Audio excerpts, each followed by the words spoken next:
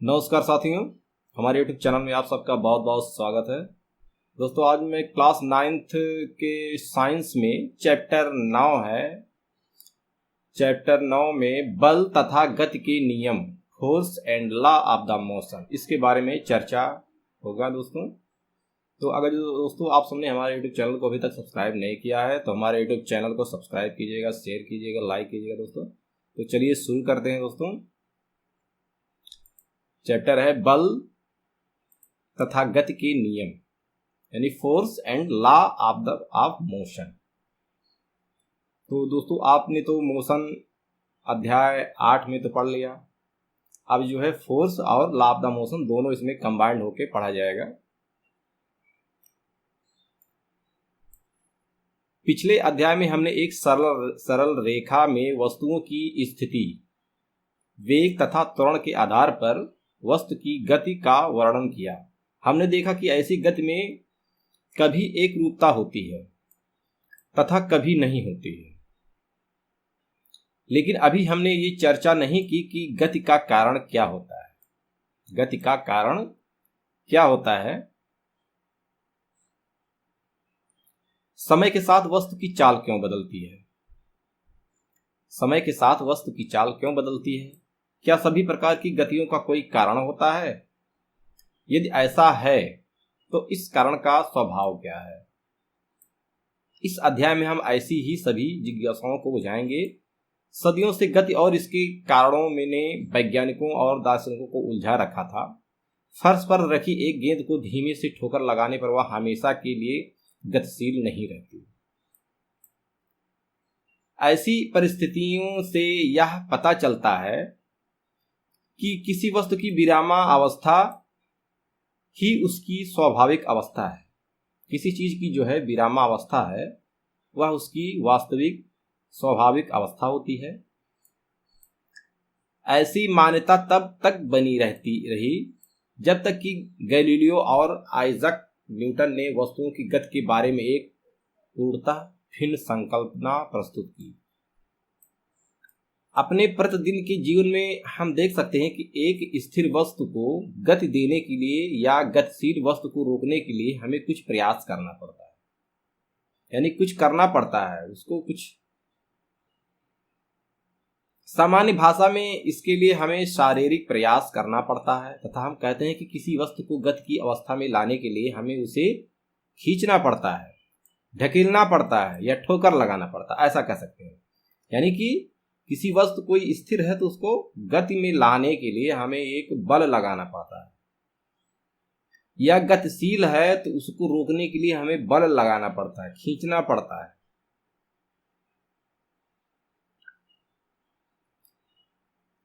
खींचने, धकेलने या ठोकर लगाने की इसी क्रिया पर बल की अवधारणा आधारित है। इसी बल की अवधारणा जो है इसी पर आधारित है। अब हम बल के विषय में विचार करते हैं कि यह क्या है। वास्तव में बल को ना तो किसी ने देखा है, ना चखा है और ना ही महसूस किया है। हालांकि बल का प्रभाव हम प्रायः देखते या महसूस करते हैं। किसी वस्तु पर बल लगाने पर क्या होता है? किसी वस्तु पर बल लगाने पर क्या होता है? किसी वस्तु पर बल लगाने पर क्या होता है, यह जानकर हम बल की व्याख्या कर सकते हैं। वस्तु को खींचना, ढकेलना, ठोकर लगाना, ये सब क्रियाएं वस्तु को गति देने की युक्तियां हैं। हमारे द्वारा किसी तरह का बल लगाने पर ही उसमें गति होती है। आप देख सकते हैं ये टेबल ये है, इसको खींचा जाता है अपनी तरफ, तब ये इसमें गति होता है। ये देख रहे हैं लड़का जो है खींच रहा है, ये लेके जा रहा है सामान जो है। ये ढकेलने पर ट्राली लगाए गए बल की दिशा में गति करता है, यानी कि जिस दिशा में बल लगाया जाता है उसी दिशा में गति करता है। बल की दिशा में जो गति होता है वह बल की दिशा में ही होता है। दराज को खींचा जाता है, आप देख सकते हैं आगे की साइड में खींचा जाता है, आगे की साइड में, तब उसमें क्या होता है, गति होता है। यहाँ की है, देखिए बल की दिशा में जब ये मारा जाता है तो उसी बल की दिशा में ही गति गेंद को प्राप्त होती है। यहाँ की है हॉकी स्टिक से गेंद को आगे की ओर ठोकर लगाते हैं तो जिस डायरेक्शन में बल लगता है उसी डायरेक्शन में गेंद की गतिशील हो जाता है। वस्तुओं को धकेल कर, खींचकर या ठोकर लगाकर उनकी गति की अवस्था को बदला जा सकता है। चित्र के अनुसार आप देख सकते हैं। पिछली कक्षाओं में अर्जित ज्ञान के आधार पर आप इस बात से परिचित हैं कि किसी वस्तु के वेग का परिमाण बदलने अर्थात वस्तु की गति को तेज या धीमी करने के लिए या उसकी गति की दिशा बदलने के लिए बल का प्रयोग होता है। बल का प्रयोग होता है।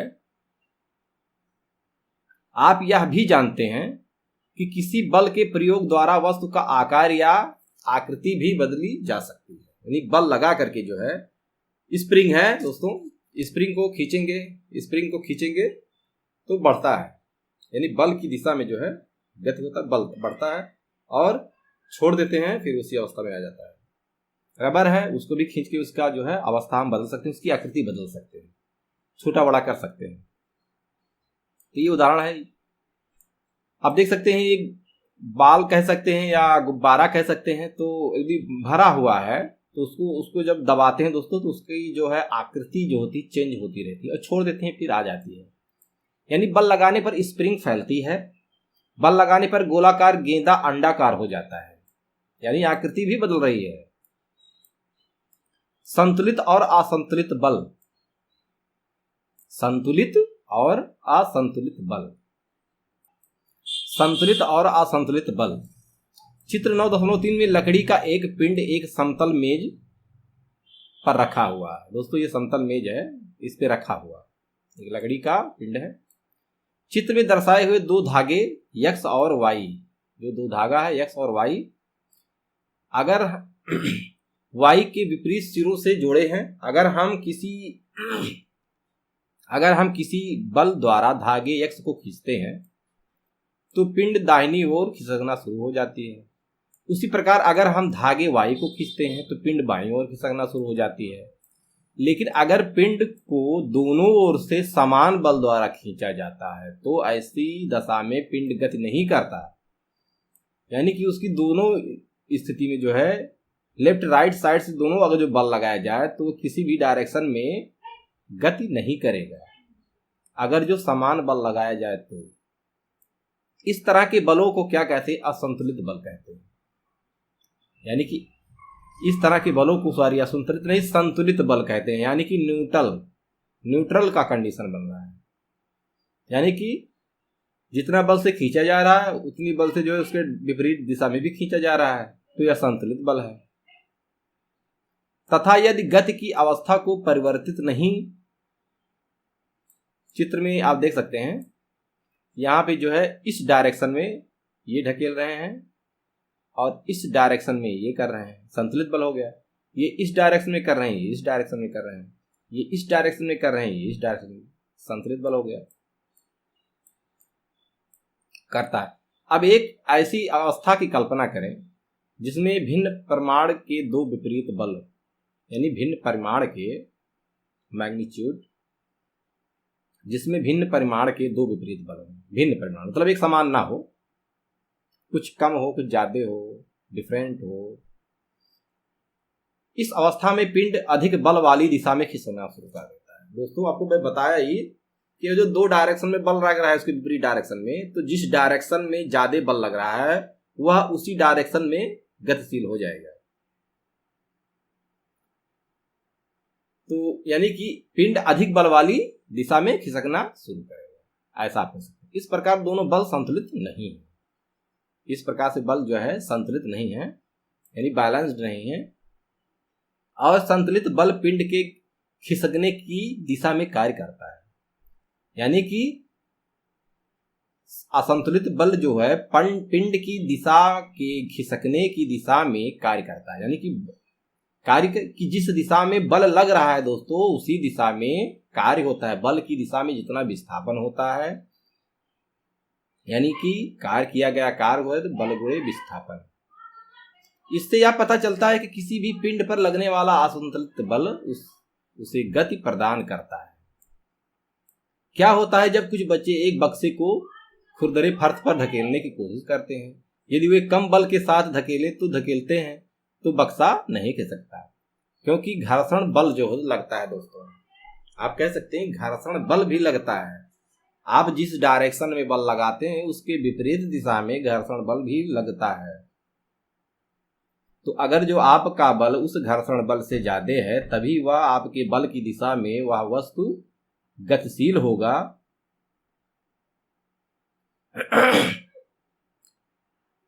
यह घर्षण बल दोनों संपर्क सतहों के बीच में उत्पन्न होता है, अर्थात बक्से के नीचे की सतह तथा फर्श की खुरदरी सतह के बीच। यह घर्षण बल धकेलने में लगे बल को संतुलित करता है और यही कारण है कि बक्सा नहीं खिसकता। फिगर 2 में बच्चे बक्से को जोर से धकेलते हैं लेकिन बक्सा फिर भी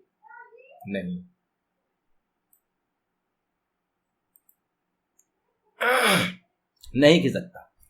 ऐसा इसलिए क्योंकि घर्षण बल अभी भी धकेलने वाले बल को संतुलित कर रहा है। अगर बच्चे बक्से को ज्यादा जोर से धकेलते हैं तब धकेलने वाला बल घर्षण बल से अधिक हो जाता है।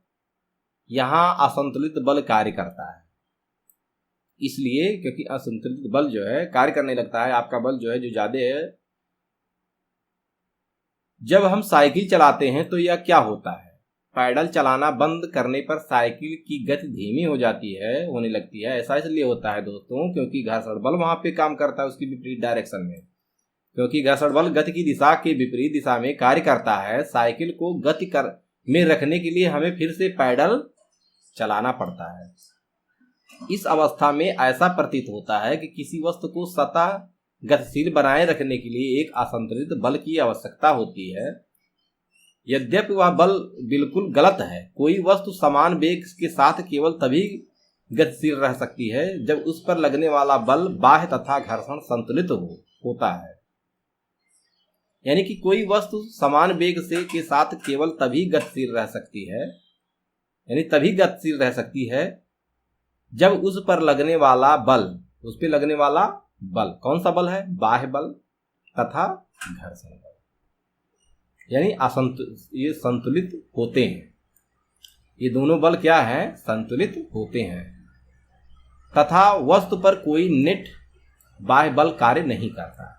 अगर किसी वस्तु पर संतुलित बल लगाया जाता है तो वह उसके वेग में परिवर्तन या उसकी दिशा में परिवर्तन होता है। इस प्रकार किसी वस्तु को त्वरित करने के लिए एक असंतुलित बल की आवश्यकता होती है और उसकी गति या गति की दिशा में तब तक परिवर्तन होता रहता है जब तक यह संतुलित बल उस पर कार्य करता रहेगा। तथापि यह बल हटा लेने पर वस्तु प्राप्त हुए वेग से गतिमान रहेगा और नीचे पहुंचते पहुंचते यह एक निश्चित वेग प्राप्त कर लेता है। चित्र में दर्शाए अनुसार जब यह कांच की गोली है ऊपर की ओर चढ़ती तब उसका वेग घटता है।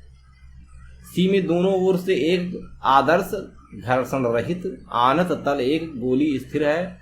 गैलीलियो ने तर्क दिया कि जब गोली को बाईं ओर से छोड़ा जाता है तब यह ढाल पर नीचे की ओर लुढ़कते तथा दाईं ओर के आनत तल पर उतनी ही ऊंचाई तक जाएगी जितनी ऊंचाई से उसे छोड़ा गया।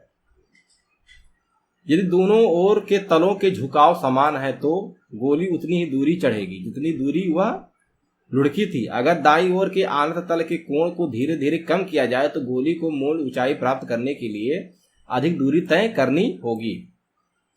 अगर इस तल को क्षैतिज कर दिया जाए अर्थात ढाल को शून्य कर दिया जाए तो गोली मूल ऊंचाई प्राप्त करने के लिए क्षैतिज तल पर लगातार चलती रहेगी।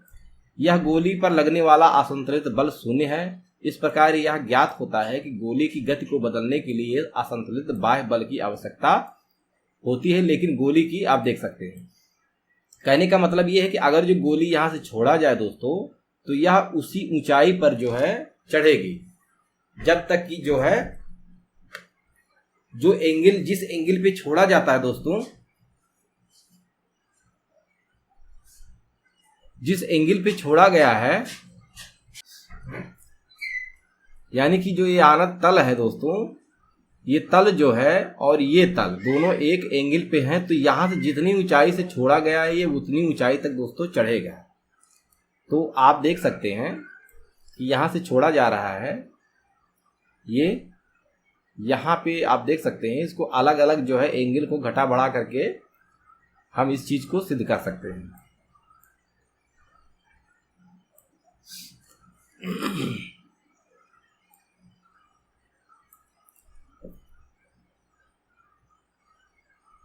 गति का प्रथम नियम, गति का प्रथम नियम, गति का प्रथम नियम क्या है, इसके बारे में चर्चा करनी। वस्तुओं की किसी आनत तल पर गति को देखकर गैलीलियो ने यह निष्कर्ष निकाला कि जब तक कोई बाह्य बल कार्य नहीं करता, जब तक कोई बाह्य बल कार्य नहीं करता, वस्तुएं एक निश्चित गति से चलती हैं। जब तक कोई बाह्य बल कार्य नहीं करता, वस्तुएं एक निश्चित गति से चलती हैं। उन्होंने देखा कि कांच की गोली आनत तल पर लुढ़कती है तो उसका वेग बढ़ जाता है। अगले अध्याय में आप पढ़ेंगे कि गोली असंतुलित गुरुत्वीय बल के कारण नीचे गिरता है, असंतुलित गुरुत्वीय बल के कारण नीचे गिरता है। इसके बारे में अगले अध्याय में चर्चा होगा। दोस्तों, ये गैलीलियो हैं। गैलीलियो का जन्म जो है 15 फरवरी सन 1564 में के इटली के पीसा शहर में हुआ था। गैलीलियो की बचपन से ही गणित तथा प्राकृतिक दर्शन में रुचि थी, परंतु पिता विनेंजो गैलीली उन्हें एक चिकित्सक बनाना चाहते थे। तदनुसार गैलीलियो ने सन 1581 में चिकित्सा उपाधि के लिए पीसा विश्वविद्यालय में नामांकन दिया था। ये इनका जो है हिस्ट्री है गैलीलियो का।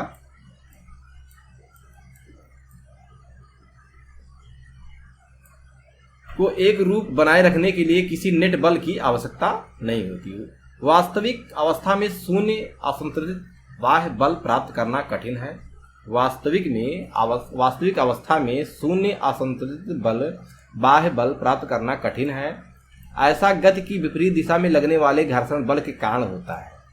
इस प्रकार व्यवहार में गोली कुछ दूर चलने के बाद रुक जाती है। घर्षण के प्रभाव को न्यूनतम करने के लिए चिकनी कांच की गोली तथा चिकने समतल का प्रयोग एवं समतल की सतह पर चिकनाई युक्त पदार्थ लुब्रिकेंट का लेप किया जाता है। न्यूटन ने बल एवं गति के बारे में गैलीलियो के विचारों को आगे विकसित किया। उन्होंने 3 मौलिक नियमों को प्रस्तुत किया जो कि वस्तु की गति को वर्णित करते हैं। इस नियमों को न्यूटन के गति के नियमों के नाम से जाना जाता है। ये न्यूटन के गति के नियम से जाना जाता है। गति का प्रथम नियम इस प्रकार है कि प्रत्येक वस्तु अपनी स्थिर अवस्था या सरल रेखा में एक समान गति की अवस्था में बनी रहती है जब तक कि उस पर कोई बाहरी बल कार्य न करता। यानी कि कोई भी वस्तु है, गतिमान है तो गतिमान अवस्था में रहेगा, स्थिर है तो स्थिर अवस्था में रहेगा जब तक कि उसको कोई बाह्य बल ना लगाया जाए, उस पर कोई बाह्य बल ना लगाया जाए। प्रत्येक वस्तु की स्थिति अवस्था या सरल रेखा एक समान गति की अवस्था में बनी रहेगी, यानी कि वह हमेशा बनी रहेगी। अगर जो गति कर रहा है तो गति ही करता रहेगा, लेकिन जब तक उस पर कोई बाह्य बल ना कार्यरत हो। और बाह्य बल कार्यरत हो, किसी चीज को हम ढकेल रहे हैं तो ऐसा थोड़ा ना है कि वो रुकेगा, नहीं रुकेगा। इसलिए रुकेगा क्योंकि उसका बाह्य बल काम कर रहा है, घर्षण बल उसके विपरीत दिशा में कार्य करे। यदि घर्षण बल को वही 0 कर दिया जाए तो वह एक समान बल से ये समान दिशा में गतिशील रहेगा। दूसरे शब्दों में सभी वस्तुएं अपनी गति की अवस्था में परिवर्तन का विरोध करती हैं। ये भी कह सकते हैं दूसरे शब्दों में कि सभी वस्तुएं जो है अपनी गति की अवस्था में जो है के परिवर्तन का विरोध करती हैं। यानी कि हम कोई चीज उसकाते हैं तो वो विरोध करती है कि मुझको मत खिसकाइए। किसी वस्तु के विरामावस्था में रहने या समान वेग से गतिशील रहने की प्रकृति को क्या कहते हैं? इसको जड़त्व कहते हैं। इसको क्या कहते हैं? जड़त्व, जड़ता का नियम, जड़त्व। यानी विरामावस्था में है तो वह विरामावस्था में रहना पसंद करेगा, गतिशील अवस्था में है तो वह गतिशील अवस्था में रहना पसंद करेगा जब तक कि उस पर बाह्य बल लगाकर उसकी दिशा, उसकी गति को परिवर्तित ना किया जाए। यही कारण है कि गति के पहले नियम को जड़त्व का नियम भी कहते हैं। यानी कि न्यूटन के जो गति का पहला नियम है कि कोई वस्तु एक समान गति से गतिशील रहना चाहती है जब तक कि कोई बाह्य बल ना उस पर लगा दिया जाए। तो ये जड़त्व का नियम है। यानी स्थिर है तो स्थिर रहना चाहती है, गतिशील है तो गतिशील रहना चाहती है।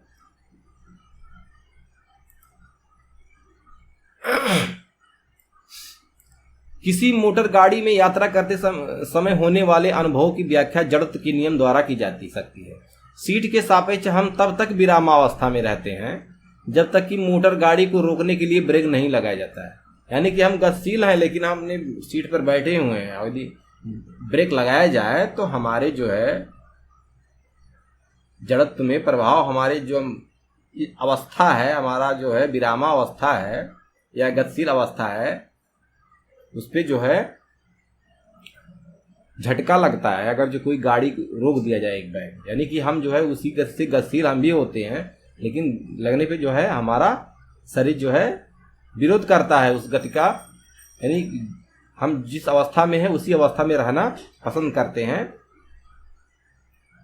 ब्रेक लगाए जाने पर गाड़ी के साथ सीट भी विरामावस्था में आ जाती है, सीट भी विरामावस्था में आ जाती है, परंतु हमारा शरीर जड़त्व के कारण गति अवस्था में ही बने रहने की प्रवृत्ति रखता है। एक बैग जो है आदमी ऐसे हो जाता है, अचानक ब्रेक लगने पर सीट के आगे लगे पैनल से टकराकर हम घायल भी हो सकते हैं। इस तरह की दुर्घटना से बचने के लिए सुरक्षा बेल्ट का उपयोग किया जाता है। यह सुरक्षा बेल्ट हमारे आगे बढ़ने की गति को धीमा करती है। इसके विपरीत अनुभव हमें तब होता है जब हम मोटर बस में खड़े होते हैं एवं मोटर बस अचानक चल पड़ती है। इस स्थिति में हम पीछे की ओर झुक जाते हैं। ऐसा इसलिए होता है क्योंकि मोटर बस के अचानक गति में आने से हमारा पैर जो मोटर बस के फर्श के संपर्क में रहता है गति में आ जाता है। यानी कि हमारा पैर क्या होता है, गति में आ जाता है, इसलिए ऊपर का जो है पोर्शन पीछे झुक जाता है। परंतु शरीर का ऊपरी भाग जड़त्व के कारण इस गति का विरोध करता है। जड़त्व के कारण जो है उस गति का विरोध करता है। वो इस साइड में उस साइड में ले जा रहा है तो शरीर को जो है इस जड़त्व उसका अपने अवस्था का विरोध करता है। वो इस साइड में नहीं इस साइड में जाना चाहता है। जब कोई मोटर कार तीव्र गति के साथ किसी तीक्ष्ण मोड़ पर मुड़ती है तो हम एक ओर झुक जाते हैं। कोई इस प्रकार से मुड़ती है, इस प्रकार से मुड़ती है तो हमारा जो है इस प्रकार से हो जाता है उसके विपरीत दिशा में।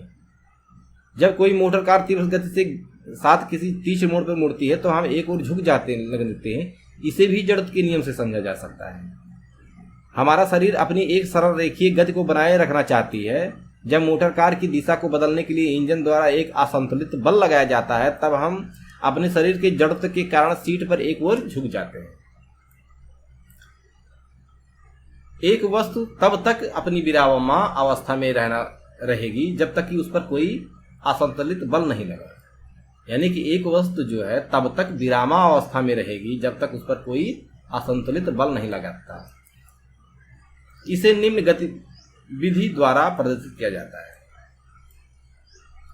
ये क्रियाकलाप है चित्र में दर्शाए अनुसार एक ही तरह की कैरम की गोटियों को एक के ऊपर रखकर ढेर बनाएं।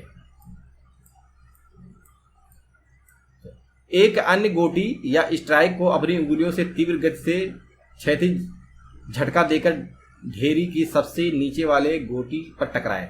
यह आपकी गोटी को पर्याप्त तीव्रता के साथ टकराते हैं तो आप देखते हैं केवल नीचे वाली गोटी की शीघ्रता से ढेरी से बाहर आती है।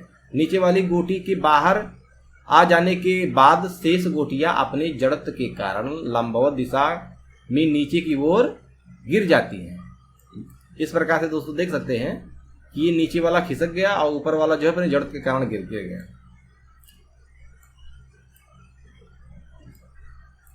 कांच के एक खाली गिलास के ऊपर एक कड़े ताश का पत्ता रखें। तो इसमें बहुत सारे एक्टिविटीज हैं दोस्तों, आप कर सकते हैं। तो दोस्तों बाकी का जो है अगले वीडियो में समझाया जाएगा।